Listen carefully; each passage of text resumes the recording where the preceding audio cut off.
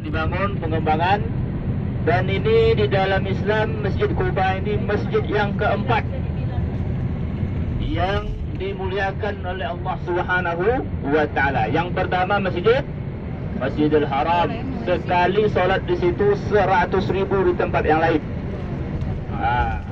InsyaAllah kita akan berangkat hari Selasa nanti, amin. Kemudian Masjid Nabawi, alhamdulillah selama di sini kita terus berjemaah, itu sama dengan 1000 kali solat di tempat yang lain. Dan yang ketiga, ini Masjidil Aqsa, di Masjidil Aqsa di Palestina. Yang keempatnya itulah Masjid Quba, yang insyaAllah akan kita berkunjung ke sana. Dan Masjid Quba ini, Bapak Ibu yang dirahmati Allah Subhanahu wa taala, itu Quba itu nama kampungnya, bukan Quba untuk masjid itu Quba. Itu Quba pakai H itu. Kalau ini Quba, Quba itu Qaf Ba Alif Hamzah, Quba. Quba itu nama sumur di situ. Waktu itu nama sumur itu. Jadi pas di masjid itu dulu di tengah-tengahnya ada sumur tempat mengambil air wudhu di tengah-tengah masjid itu. Dan sekarang di lokasi itu dibangun masjid.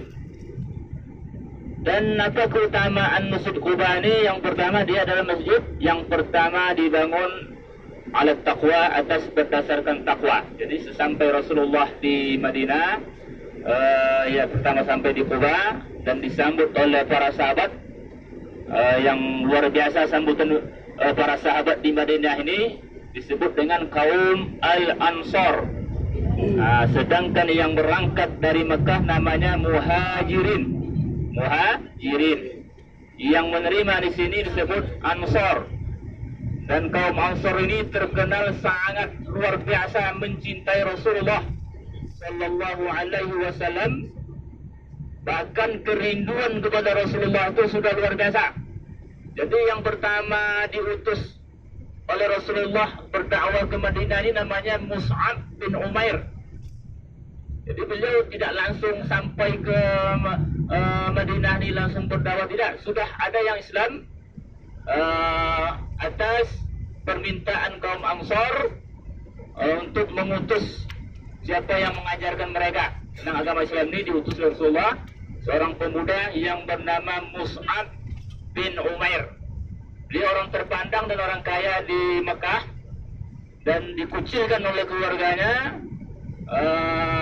Dan ketika beliau meninggal, itulah Rasulullah menangis itu ketika Mus'ab bin Umair meninggal, karena beliau di Mekah itu orang kaya.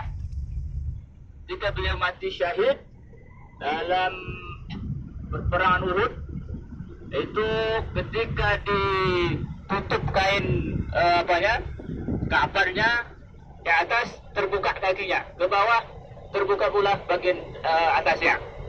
Begitulah Rasulullah menangis. Orang yang kaya raya di Mekah dengan mengemban tugas dakwah itu, beliau rela datang ke Madinah Al-Munawwarah ini.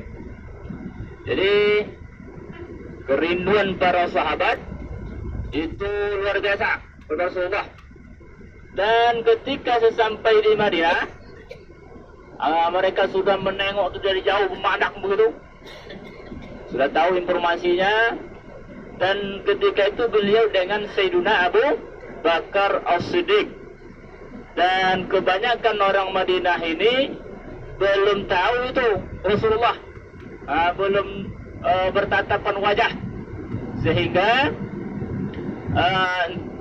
yang mana ini Rasulullah. Ini kan dua orang, Abu Bakar dan Rasulullah. Maka menengok gelagat seperti itu, orang Madinah tidak tahu, maka langsung Abu Bakar radhiyallahu anhu yang menemani perjalanan hijrah itu menuntun Rasulullah sallallahu alaihi wasallam dan menunjuk bahwa inilah Rasulullah sallallahu alaihi wasallam yang di dalam sejarah disambut oleh para sahabat dengan nasyid Tala'al Badru. Mari kita bersalawat. Bismillahirrahmanirrahim. Innallaha wa malaikatahu yusalluna 'alan nabi.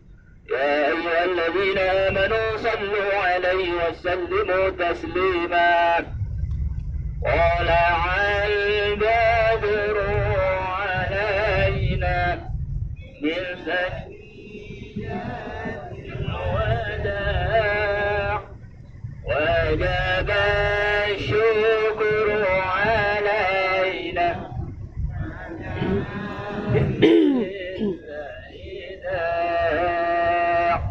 طلع البدر علينا من ثنيات الوداع وجب الشكر علينا ما دعا لله داع. طلع البدر علينا من ثنيات الوداع